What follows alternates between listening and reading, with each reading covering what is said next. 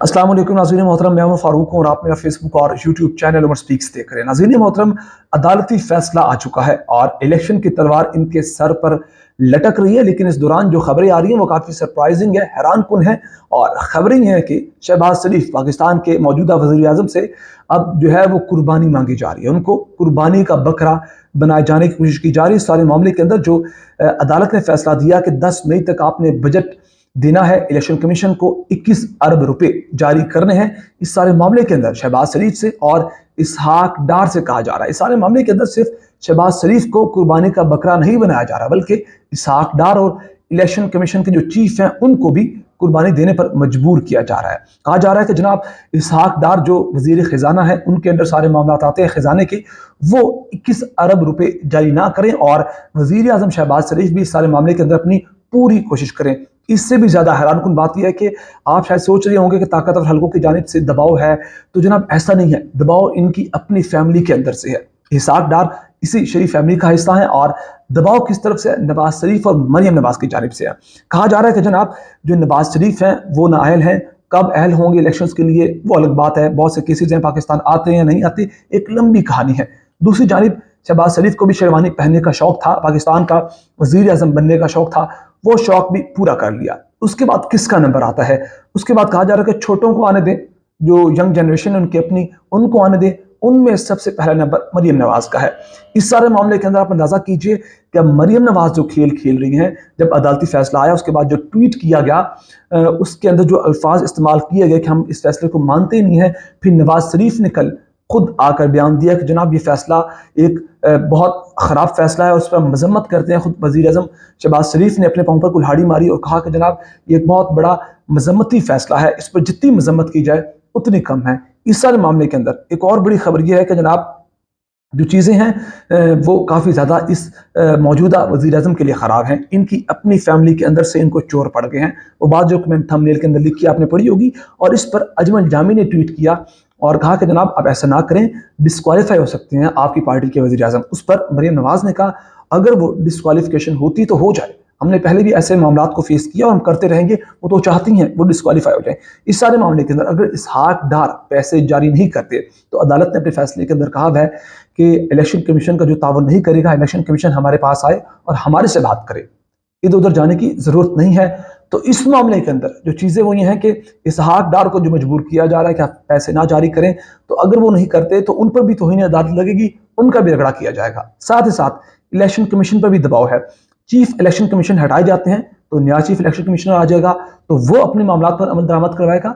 तो इस हुकूमत के लिए इस वक्त हर तरफ मुश्किल आता है। इस सारे मामले के अंदर इरशाद भट्टी ने बड़ा अहम तरीन किस्म का मशवरा दिया है जनाब शहबाज शरीफ को। उनसे कहा गया कि शहबाज शरीफ मरियम नवाज के जाल से बचें, वरना आपका हाल यूसुफ रजा गिलानी जैसा होगा। जैसे कि मेमो गेट स्कैंडल के अंदर जब मामला सामने आए तो उस वक्त यही नवाज शरीफ और शहबाज शरीफ दोनों भाई यूसुफ रजा गिलानी से कहते थे कि आप बात मान लें और अदालत के खिलाफ ना जाएं। अदालत के खिलाफ आप नहीं जा सकते, आप कहीं भी जाकर अदालत का मुकाबला नहीं कर सकते और आप ऐसे करें कि अदालत के हुक्म पर अमल दरामद करें। लेकिन उन्होंने नहीं किया और उनके साथ क्या हुआ, तौहीन अदालत लगी और उनको अपनी कुर्सी से हाथ धोना पड़े मेमो गेट स्कैंडल के अंदर। इस सारे मामले के अंदर अब ये भूल चुके हैं कि जो मशवरे देते थे आज उन्हीं मशवरों की इन्हें भी ज़रूरत है। इस सारे मामले में आपको बताऊं कि वीडियो देखिए कि नवाज शरीफ माजी में कैसे कहते थे, जब इलेक्शन डिले करने की बात की गई तो कहते थे ये इंसानों की बस्ती है, ये जानवरों का मुल्क नहीं है, यहाँ जो फैसले होंगे वो अदालत के मुताबिक होंगे। और आज जबकि अदालत फैसला देती है कि आपने वक्त पर 90 दिन के अंदर इलेक्शन करवाने हैं, तो कहते हैं हम इस फैसले को मानते ही नहीं है,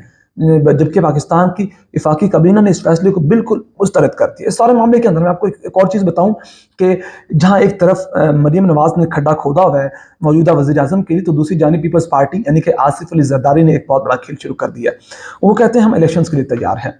एक तरफ ये लोग कहते हैं, खुद नून लीग के लोग, कि हम इलेक्शन के लिए तैयार नहीं हैं, मुस्तरद करते हैं, किसी भी सूरत इलेक्शन नहीं होंगे। अंदाज़ा कीजिए कि इरफान कादिर उन्होंने शाहजेब खानजादा के प्रोग्राम में कहा था कि हम देख लेंगे कौन इलेक्शन करवाता है, अगर ये इलेक्शन हो जाए तो फिर आप भी देखेंगे हम भी देखेंगे। फिर इस सारे मामले के अंदर फिर वसीम बदामी के शो के अंदर जब लतीफ़ खोसा कह रहे थे कि ये कुछ भी कर लें, ये इंतखाबात से नहीं भाग सकते, तो उस दौरान इरफान कादिर ने अगेन वही अल्फाज इस्तेमाल किए जो शाहजेब खानजादा के प्रोग्राम के अंदर कहे थे।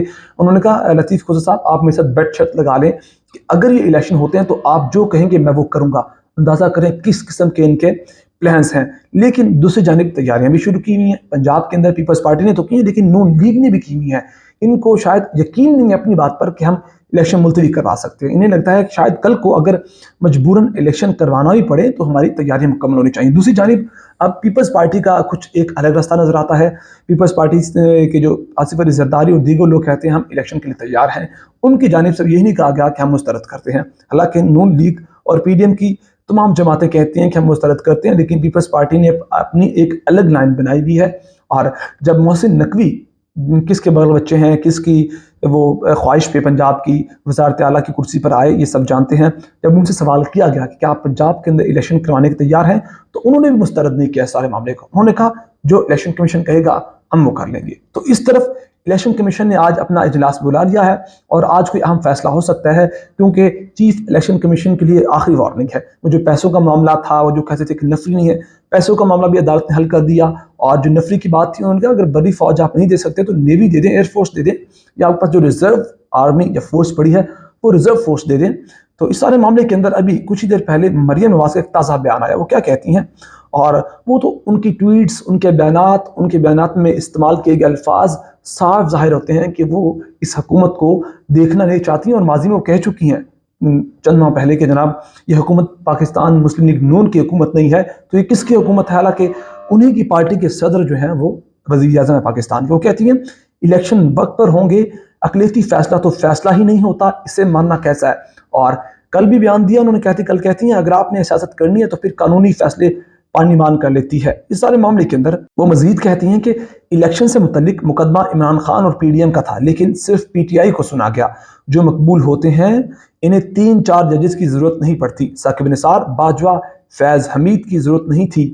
ہم پوری طرح تیار ہیں، انتخابات اپنے وقت پر ہونے چاہیے۔ اور پھر اس سے پہلے انہوں نے جو الفاظ استعمال کیے اس فیصلے سے متعلق، اور وہ کہتی ہیں کہ جناب اس سارے معاملے میں آپ نے خود اپنے فیصلوں نے بتا دیا کہ آپ نے فیصلے جانبدارانہ کیے ہیں۔ وہ یعنی کہ سپریم کورٹ کے ججز سے مخاطب ہوتے ہوئے کہتی ہیں کہ یہ آپ کے جانبدارانہ فیصلے ہیں، یہ آپ نے باعثنس شو کی اس فیصلوں کے اندر، اور آپ نے الیکشن کمیشن، وزارت دفاع، حکومت، پارلیمان، وزیر اعظم، وزارت خزانہ کا بھی کردار لے لیا۔ تو آپ اگر سیاست کرنی ہے آپ نے تو پھر قانونی فیصلے پارلیمان کرنے چاہیے، پارلیمنٹ میں ہونے چاہیے۔ اور انہوں نے کہا کہ آپ نے کہا کہ سیاسی جماعتیں مشاورت کر لیں، بھئی سیاسی جماعتیں تو کر لیں گی مشاورت، آپ بھی ذرا اپنے برادر ججز کے ساتھ بیٹھ کر مشاورت کر لیں۔ آپ کچھ کہہ رہے ہیں، باقی سپریم کورٹ کچھ کہہ رہی ہے۔ انہوں نے کہا میں چیف جسٹس کی خدمت میں عرض کرنا چاہتی ہوں کہ اگر سیاسی جماعتوں کے آپس میں اختلافات ہوتے ہیں تو اس کی وجہ ہے کیونکہ ان کے نظریات مختلف ہوتے ہیں۔ اس سارے معاملے کے اندر چیزیں مزید بھی کلیئر ہوں گی، اور یہ اونٹ کس کروٹ بیٹھتا ہے، معاملات کہاں جاتے ہیں، یہ چند دنوں کی بات ہے، اور چند دنوں میں جو سارا کا سارا جو کھیل ہے وہ کلیئر ہو کے سامنے آ جائے گا۔ یہ کچھ بھی کر لیں، عدالت سے نہیں بھاگ سکتے، عدالتی فیصلے سے نہیں بھاگتے۔ یہ سارے معاملے تھے جو آپ کے ساتھ شیئر کیے۔ سارے معاملے پر آپ کی اپنی کیا رہنے چاہیے کمنٹ سیکشن میں اپنے دیجیے گا، بہت سارا خیال رکھے گا، ہمیں دعا میں یاد رکھے گا۔ اللہ کے بعد